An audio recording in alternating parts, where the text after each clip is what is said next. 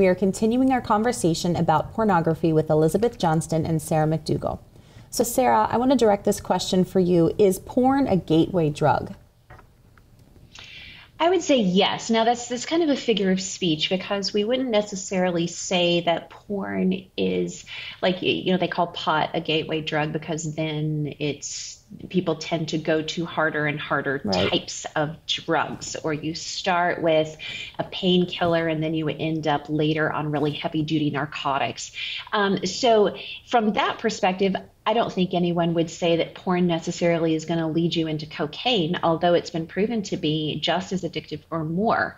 And unlike substance abuses, where you can remove the alcohol or you can remove the drug and achieve a physical state of sobriety, the effects of porn and sexual addiction stay in your head.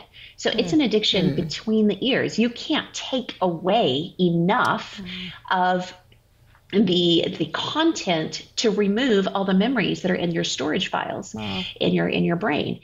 How do you think that social media will increase or does increase the intensity of sexual sin?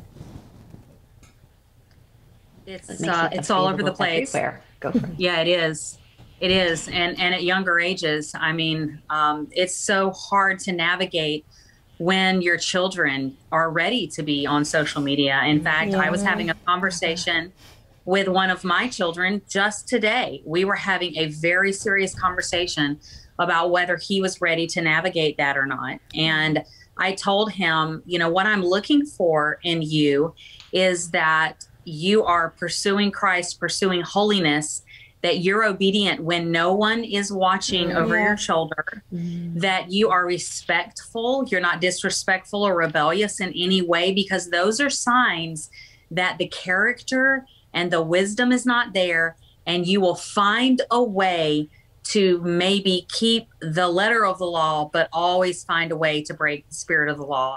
Don't feel guilty for taking it slowly. Yeah, that's good. Can I dovetail on that though? Because Elizabeth, as far as when and how we give our kids known access to social media, you've got that covered. But let's be real. Every one of our kids has friends with a phone. Or friends with access to mom's tablet, and mom's tablet is not locked down and doesn't have the filters that you would put on your device. So I think in addition to being very careful with how we choose to give our children guided access to internet and social media, we have to remember that the average age now of exposure to hardcore porn is 8. Second grade. That means we need to be having conversations about body safety, about body autonomy, about safe touch in healthy ways, consent in healthy ways, in age-appropriate ways, as young as 3. They're not going to know what to do, and they probably aren't going to tell you when they're exposed. Now, on my website, wilderness2wild.com, if you check on giveaways, click on giveaways across the top, I have a parents resource, parenting resources for, it's just a list of all the books that you need to be able to have those age-appropriate, healthy conversations. Talking about a situation like a Josh Duggar situation, how could the church support his wife? How can we then support the victim? I would say if the pornography is legitimately was downloaded by him, we have to obviously give a little bit of benefit of the doubt, because he hasn't been prosecuted yet.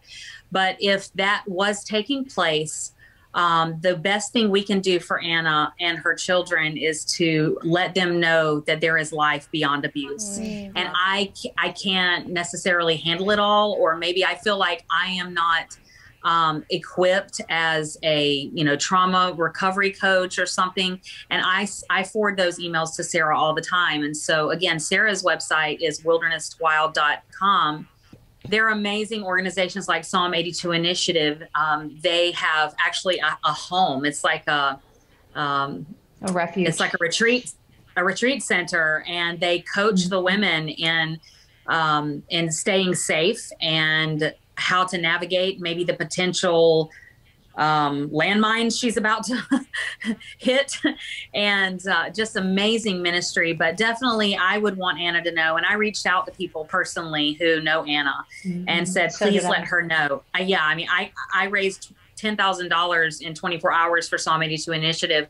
I would love to use my platform to make sure that Anna or anyone like her knows that there is help and love for you beyond abuse. Absolutely. That's good.